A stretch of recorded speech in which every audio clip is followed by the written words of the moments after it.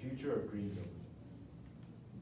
The city of New York represents a bunch of innovations, starting from the Second Industrial Revolution. When we think of New York, we think of amazing buildings such as the Empire State Building and the World Trade Center Senior. But along with these beautiful images of American success comes a lot of pollution. But if we look around the world as well, we'll see other amazing pieces of architecture. Looking in countries such as China and India, we can see these amazing pieces of architecture. But something else that we can see there that we don't see in our own country is this. This is an example of green building. Now you may ask, what is green building? Well, the EPA refers to green building as a practice of using healthier and more resource-efficient models of construction, which deals with both the creation and the demolition of architecture. This is an example of green building, but so is this and this, not necessarily implementing nature into its structure. But green building is centered on the use of energy efficient and effective methods of construction as it comes to both the construction of architecture as well as its demolition. And another major component of green building is that it has a large emphasis on being energy efficient. The countries I've mentioned today, the United States, India, China, they're all known for being big producers of pollution on the global scale. And green building has been proposed as a means to combat that pollution that they produce.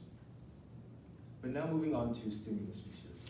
In Source A, which deals with urban evolution, and Source C, which deals with ancient civilizations, we can see common connections. In Source A, Eric Bender deals with how species change to their environments on a genetic level, and Source C deals with how ancient civilizations have had to adapt their own structures in accordance to the environment. Connecting these two, I found the theme of responding to one's environment. That then prompted my research to go into the direction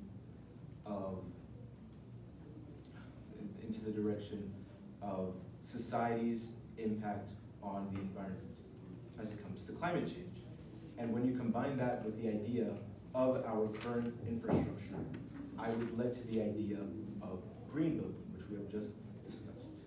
And that led me to my question, to what extent should green building be implemented in future American infrastructure? So a bit on the history of green building. The truth is that green building is nothing new. It's not a new concept. According to Cengage Gale,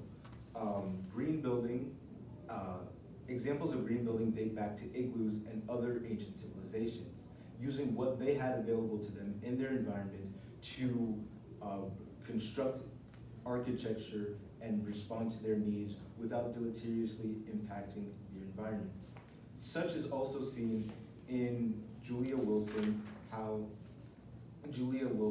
Ancient Civilization, when she discusses how different ancient civilizations had to respond to their environment using what they had around them. Now that even though green building is something that has been seen since the beginning of human civilization, it is something that is still being explored into modern times. For instance, in a 2021 study led by researchers, led by Myers from Oxford, lithium-ion batteries have been a way that modern green building has been introduced into current society. Green building does not only include using the physical environment that is around you to create more energy efficient structures. It also nowadays refers more to the use of synthetic and other material objects that help promote the use of energy efficiency in current structures. Such is also seen in efforts led by the U.S. Green Building Committee, which has been established 4 decades now in the United States, currently leading over 16,000 projects focused on introducing more energy efficient buildings into current American infrastructure.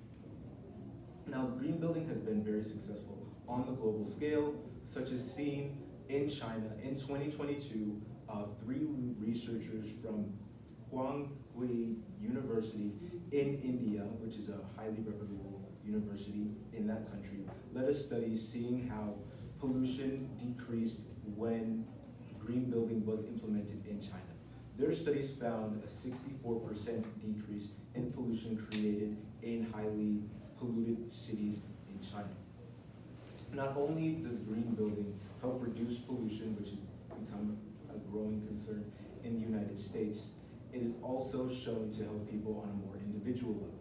It promotes not only health benefits, such as an increased quality of air, but also social benefits and economic benefits. A big economic benefit is that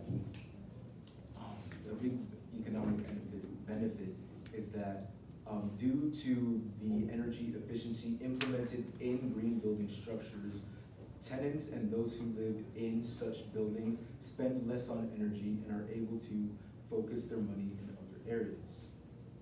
Now, as it comes to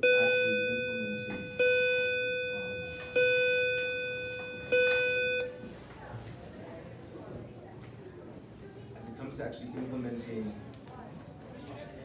green building into the United States, it is imperative that the process is treated as a gradual process.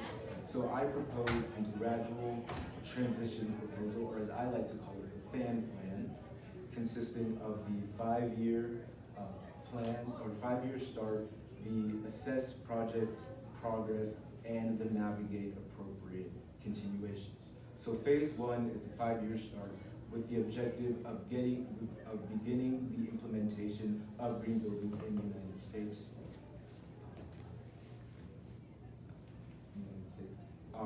And the execution would include looking for cities that struggle the most with environmental issues to then begin implementing these green building structures. Potential limitations with that include the initial wave of opponents. In her think piece, Leah Berg from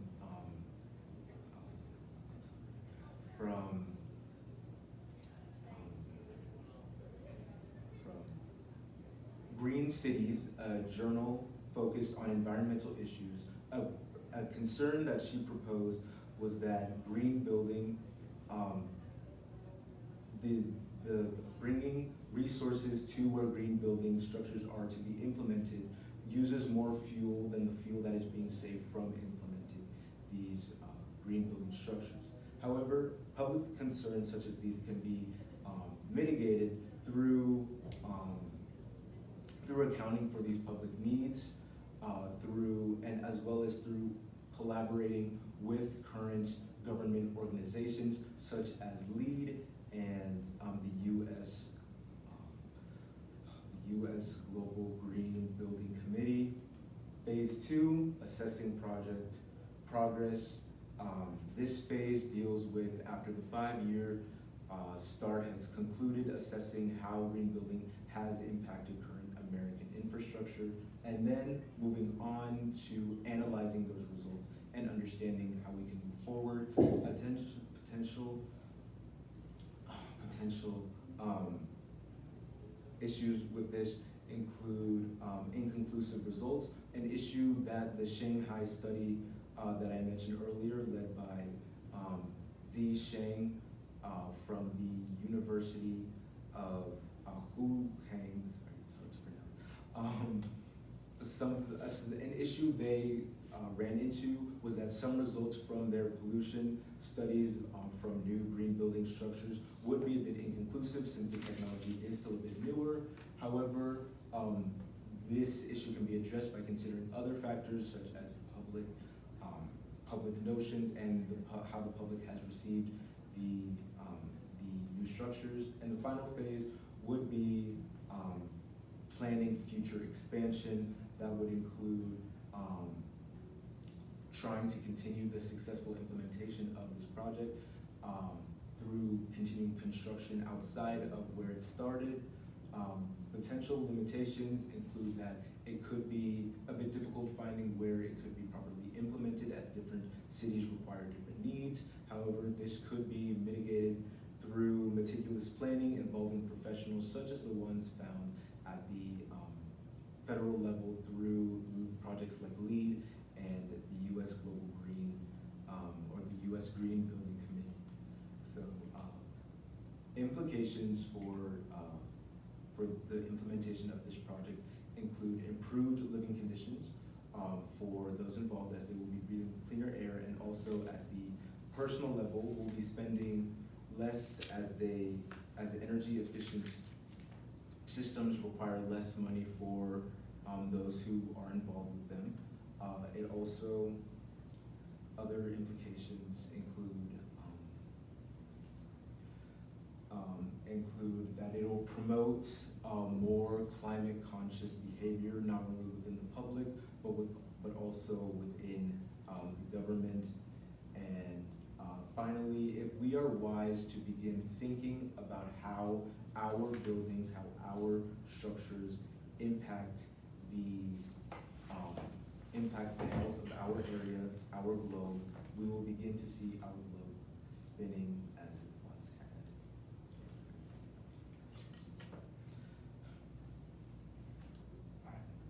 had. Salome, how did your research question evolve as you moved through the research process? So my research question evolved a number of times. It at first was, to what extent should green building be implemented throughout the globe on a global scale? Because since the big thing about green building is that it helps mitigate climate change, and climate change is a global issue. That's why I had my original question address that. However, as I got into my research, I noted that, especially since a lot of my research dealt with China specifically and India, which are big producers of pollution, I noted that speaking of green building on a global scale minimizes the impact that green building has on local levels as well. It is not only important for tackling the big issue of climate change, but it also has important implications on the local scale as well, such as with its energy efficiency, and here more specifically in America, with energy efficiency being a major component in green building, it leads to it being more ideal for the cities we have in the United States being as highly populated as they are, but other countries, but that wouldn't necessarily translate on a global scale, since not all cities in the globe reflect what the American city is. If that makes sense. And what are the implications of your findings to your community? To this community of Milton, Georgia, what it could mean is, well, a big thing would be lowered energy costs. This community is pretty privileged, so other other implications that would better benefit those of maybe a poor community don't really shine through, but energy costs are a concern for a number of people, including the people here. So that would help reduce energy costs for the homeowner.